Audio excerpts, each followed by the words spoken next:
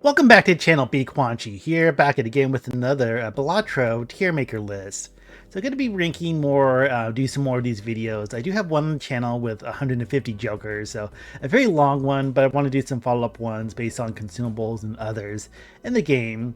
So some of these are going to be much shorter in comparison, but yeah, I want to do this for fun. Not the most advanced Balatro player. I've been playing it a lot. I got my good hours into it. I see others that are a lot more advanced. I think just gotta like get. It's a lot of luck with the game. Get used to like what can you use to make the best advantage to your run and all that. So this one we're doing a team maker for the tarot cards. So these are cards you can get that again help you out your run and booster packs and shops, or there's other ways. There's so many different ways to get these helpful cards. Let me go ahead and rank them, and I'll go over what they do as well. So, although I think a lot of people who are Balatro fans know the deal, but kind of like my 2 cents and some knowledge I pass along. So, the first one, the Fool, that's definitely an A rank. So it basically copies the previous tarot or planet card you use. So it's very helpful, like if you're building hands, and you got a planet card, you can just double the planet or other tarot cards. So since it could be anything, that's great. I think the only downside is that you have to keep track of like what you use. So you have to like have a game plan. Like if you see tarot cards or planet cards in the shop before you open the booster pack. So it's also got that management. Like you don't want to like use a tarot card or planet that overrides the one you did want because you're too hasty with those shots. But it can be anything. So it is really good. I really like it. And the Magician. I'm going to put in A as well. As I play the game more, you get more familiar with lucky cards and their advantage. Sometimes it's kind of a bummer because they don't always activate, but lucky cards either give you extra mold or extra money, which is great. But not all the time, and there's other jokers that you can use to take advantage of it.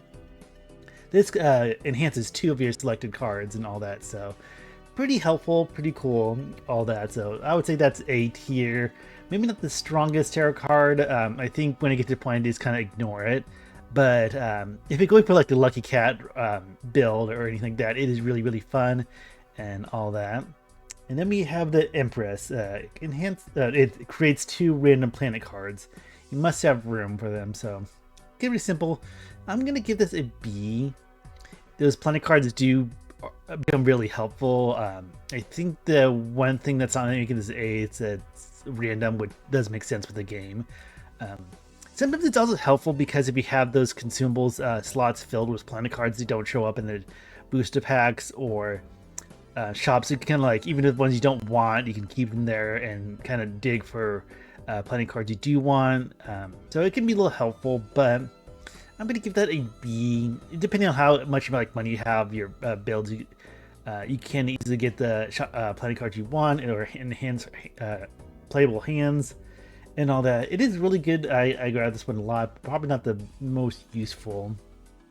And next we have that's a High Priestess. I think this is Empress. That's High Priestess.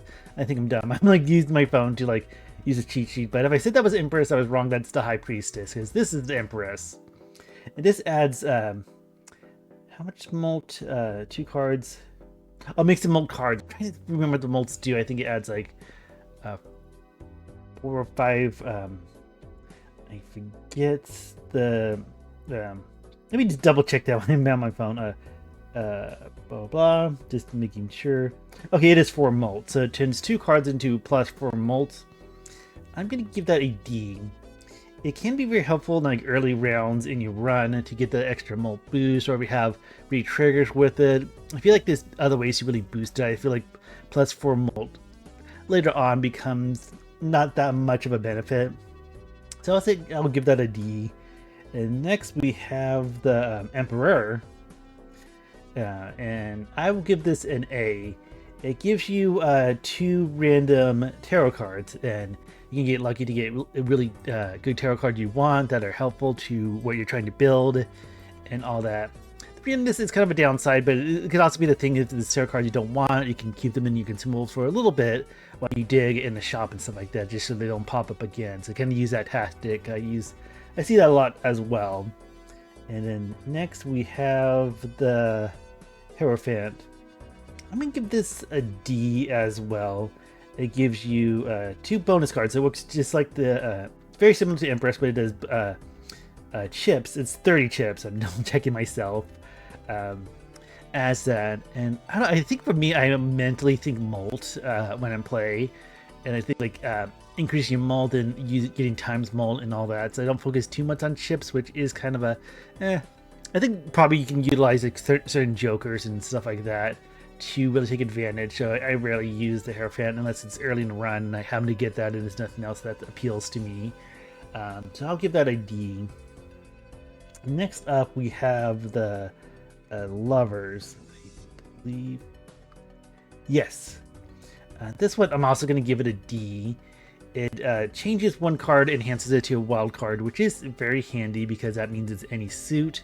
But also there's some downside is that it can, if you have a boss blind that debuffs a suit, that wild card automatically is going to be debuffed no matter what. It can help in the pinch, like if you have any consumable, you can like throw in a wild card. I think probably my biggest complaint with it is that it only does 1 enhancement. And for like a I don't know, I think you can definitely easily get the suits you want and build your deck that way. So I think if it was maybe 3 might be too much of an advantage, but if it was like 2 wild cards, I might bring that as a C.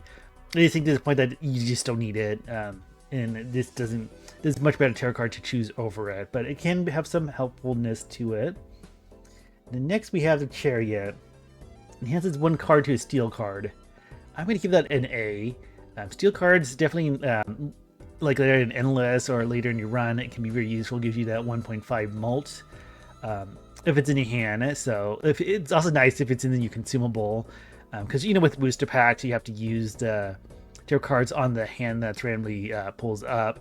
But if you're playing through a round and you're like, oh, I just throw any card as a steel card and get that Molt boost. This can be extremely helpful as well. So it's kind of a shame that it's just 1 enhancement, 1 card that can transform to steel, but it does add up a lot. I can see just because of the benefit of steel cards that it can be a little cheesing it or like too much of an advantage if you could do like 2 cards or anything like that. So I think with this case, 1 card, it does sound fair with the gameplay. And next we have Justice, and transforms 1 card to a glass card. I'm also going to give this an A, because glass is 2 times, and that could be extremely helpful. Having like the re-triggers with that, or if you have your hands really built up to have a lot of Molt, and then doing it ×2 and all that. Now, glass cards can break as well, so there's that give and take just based on luck. I think that ×2 Molt, that can become very helpful. And the same thing if you happen to have this in your consumables, you know, just kind of using that can really boost your hand like an emergency or anything like that. So I think those enhancements, I do think it does seem fair that it's just 1 card and definitely help you out in a pinch. And next we have Hermit. Doubles your money, but it does have a cap of $20. I'm giving that an A. That's definitely a good money generator if it pops up. A lot of times in the shop it just like pays for itself basically. I think the only downside, well, 2 downsides, is that it has a $20 cap, which again I think it seems fair because it would be really like cheesing things just because it's easy to hit that cap, and also like in the beginning we're not going to have that money as well, so sometimes you can get something out of it, but getting consistent $20 with it is very, very nice. And then you see a lot of times like making sure you use it before the fold and get like $40 with it. So very useful, especially when you want extra money. I see people like re-roll and get it, and re-roll and get it, and re-roll and get it, like digging through shops for a good moment because of finding Hermit and other ways to get money real quick. And then the Wheel of Fortune. This will be an F. Just out of frustration, F for frustration. Transforms a random Joker to foil, holographic, or polychrome. With the odds, most likely it's going to be foil. I think that's like the chip boost. I think it's 50. I forget. Holographic, I think it's 10 Molt. added, and then polychrome is times 1.5, which is really good. But if it doesn't hit, it's 1 in 4 chance it does add that effect, but then there's different like chances for those effects. But most of the time it's gonna say nope. You're not gonna, it's gonna be a waste of time. I do still use it a lot, just because if it is like tarot cards I just don't want. I'll just take my chances. It just gets really frustrating to see that nope. Although if you have that Joker or the Oops All Sixes, that kind of help with your luck. So I think it's like a love-hate with this thing. So I think maybe F is a little harsh, but just seeing that nope so many times definitely gets you that frustration. So it makes me think more negative of it. But it still has its benefits, but if you get them. And next we have Strength. So Strength, I'm giving this an A. I think a lot of these cards, but yeah, it is pretty good. It enhances 2 cards by 1 rank. And usually I like to lean towards face cards, especially kings. So with your deck, or if you add cards through the standard packs and stuff like that, and you get like queens or jacks, you can like bump them up, or even with 10s. It can depend. I also see like with like people who use that 6th Sense or whatever to strengthen 5s to 6 and use that, or that 9. So the different Jokers based off specific ranks, and this can kind of help fine tune if you want specific ranks. But a lot of times I use it to upgrade to face cards, especially not just have a bunch of face cards, but the same rank. So you can do 4 of a kind, 3 of a kind, 5 of a kind, a lot more easier. So I think this is really good for deck manipulation. And then next one, Hangman, which I'm also going to give an A. I do like this one a lot, but I when I first looked into the game, I avoided it because like, oh, I like my cards. I don't want to get rid of them. Like, you know, even if I add cards and stuff like that. So I learned over time, really having a consistent deck, even shrinking the deck, is very beneficial, because the important thing is making sure you draw the cards you want that are going to be helpful. So if you have so many cards, that's going to give you a giant pool, a giant lake, whatever. When you want just a itty bitty pond, depending on how your deck's build, all that. So this is a good way to cut. It gets rid of 2 cards, so I think that's fair. But a lot of times you can like stack it with the pool full and cut out more cards. So it's really good to cut the fat that you don't want in your deck. So that is a really good one. And speaking of really good, I'm going to give Death an A as well. This changes converts 1 card to another one. They choose like left into right.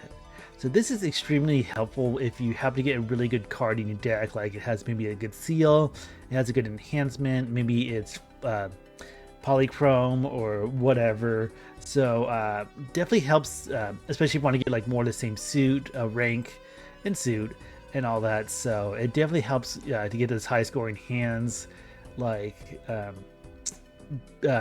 Flush 5 or 5 of a kind and stuff like that. So it can be very useful, especially if you want to track down a card that's like a steel or a polychrome with a red seal and all that. So extremely helpful. And then also very helpful is Temperance. So this gives you the total sell value of your Jokers, your current Jokers, up to $50. I'm hoping this wiki is right that I'm looking at. I believe it's 50. I'm definitely gonna give you the A. This does have some headaches with it, because sometimes it's hard to get that value. A lot of times you're lucky to get enhanced Jokers or negative Jokers, so you can have a lot more. Or if you do like it's like the vouchers and other thing to add more Jokers into your slots or whatever. So sometimes it's really hard to hit that cap. I'd say it's not too bad to at least hit 20, so it's almost like the same thing as Hermit. One thing to consider with this is that the voucher, the clearance one, I forget, there's the 2 ones that lower the cost of a shop. Those also lower the value of your Jokers, so keep that in mind. And then you have Jokers like the egg that increases value every round, as well as gift cards. Those can add to this too. So there's some Jokers, like if you had a negative egg, then that can really help with boosting up the sell values, and this will be a big money boost, so that's definitely good. And then we have the tower. So this changes, let me double check, is it 1 or 2? Okay, it just gives you one stone card. It converts one to a stone card. I'm gonna give that an F. That might be a little harsh. I just don't like playing steel cards that much. They are helpful. Because if you like get to the point like you got your high card like playing hand like jacked up all the way with high levels, and you playing one card's a high card, then that throws some stone cards for extra chips. But I don't do that too often. That is a little harsh, but I just don't use stone cards that often. It just might be me and my issues and all that. But yeah, I'm gonna give that a F. A little harsh, but yeah. And then Devil, I'm gonna give that a B. Even though gold card is a good enhancement, a good way to get money. It's just gonna give you money, and versus like the score generators like the Justice and the what you want to call it, the Chariot, the steel and glass cards, can be really helpful. Like if you have Red Seal or just increase your hand size by a lot, it is helpful. But yeah, I feel like B because money is always great. There's a lot of different ways to get money in Balatro, but I feel like a B is a good spot for that. And then for Judgment, we're gonna put that in a lonely spot of C. So Judgment generates one random Joker. I believe it's any Joker, so I know some yeah, just as random. So I believe you can't get like you can get like rare or uncommon with that. Versus there's some things that can give you only commons. It is useful, I think, because it's just random. Kind of gives it a little downside, and also you can get to the point that we can easily have the Jokers you want. It might be useful if like, there's no other good Jokers that you want to grab, so you just grab that one to have it, just to see if something really pops up that you want. You can always sell it if you don't want, so it can give you a little money back as well. So I think just because of randomness, it is good. But if I'm good on my Jokers, and like I don't need the Judgment. And last we have the suit cards. I'm gonna give these all a C. So we got the World, the Sun, the Star, and the Moon. So let's see. Use my little cheat sheet. So it converts 3 selected cards to suits. So World is Spade, Moon is Club, Sun is Hearts, and Star is Diamonds. So these are very useful for manipulating your deck, especially if you're leaning towards flushes, or flush 5, or flush house. It's also pretty awesome when you have them as consumable in your slots, and then you can use them on your when you're playing hands versus hand that pulls up when you open a booster pack. So they can come handy to pinch. I think with these, like if you lean towards one suit, the other 3 just becomes useless. So it just kind of depends on it. So they all kind of have that value that you're gonna go with one. I think also depending on some Jokers, I lean a little bit more on hearts or spades. It does kind of depend. And clubs can be good too. So just kind of depends on what Jokers you want. You can like pivot to what suit works best. But then if you like playing something like the checker deck where you don't half these suits aren't even there, so they become completely useless on that run. So it's good for deck manipulation, but I feel that you lose the value. Like you can get to a point that you're good on what you have in your deck, but it can be very helpful too. So yeah, I feel like this is a good ranking. It was looks like a letter F altogether. So I can see a lot of these cards are very useful with the tarots, and maybe learn something. I think a lot of it is just me echoing stuff that others said a lot better, a lot more experienced, advanced Balatro players. But this is my ranking, so yep, that will do it. Let me know in the comments like what you think of my ranking, what you agree with, what you don't agree with. I am putting again links in the description if you want to check out my playlist of my rankings, my Balatro playthroughs, streams, VODs, all that, and other gaming on the channel. Appreciate any feedback, but that'll do it for today. So y'all take care and have a great rest of your day. Bye.